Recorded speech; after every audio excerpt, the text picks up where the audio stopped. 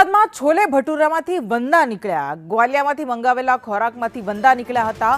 મનપાના આરોગ્ય વિભાગે ગ્વાલિયામાં તપાસ કરી છે અને તપાસ દરમિયાન સ્ટોરમાંથી ગંદકી મળી આવી।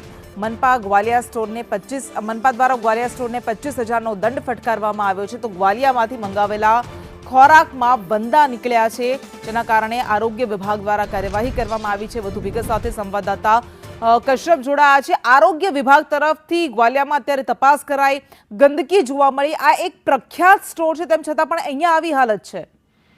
કૃષ્ણા, ગ્વાલિયા સ્ટોરમાંથી ઓનલાઈન ફૂડ ગઈકાલે સરખેજના એક પરિવાર દ્વારા મંગાવવામાં આવ્યું હતું ને તેમાં છોલે ભટુરેમાંથી 2 વંદા નીકળ્યા હતા અને ત્યારબાદ તેમના દ્વારા અમદાવાદ મ્યુનિસિપલ કોર્પોરેશનના આરોગ્ય વિભાગને આ અંગે જાણ કરવામાં આવી હતી ને આજે વહેલી સવારે આરોગ્ય વિભાગ છે તેના દ્વારા ગ્વાલિયા સ્ટોર જે છે પ્રહલાદનગર ખાતે આવેલો ત્યાં તપાસ કરવામાં આવી હતી ને ત્યાં થોડી ગંદકી છે તે મળી આવી હતી ને જેના પગલે 25,000 રૂપિયાનો દંડ છે તે ફટકારવામાં આવ્યો છે। અમદાવાદ શહેરની વાત કરીએ તો કોઈ પણ પ્રખ્યાત જગ્યા હોય કે સામાન્ય જગ્યા, હાલ ખાદ્ય પદાર્થો છે તે અનહાઇજેનિક હોવાનું સામે આવી રહ્યું છે। એના 2 દિવસ પહેલા પણ આઈસ્ક્રીમમાંથી ગરોળી નીકળી હતી, ત્યારે હવે છોલે ભટુરેમાંથી વંદા નીકળ્યા છે, જેથી આરોગ્ય વિભાગની કામગીરી ઉપર અનેક સવાલ ઉઠી રહ્યા છે। જી બિલકુલ, આભાર આપનો તમામ વિગત માટે।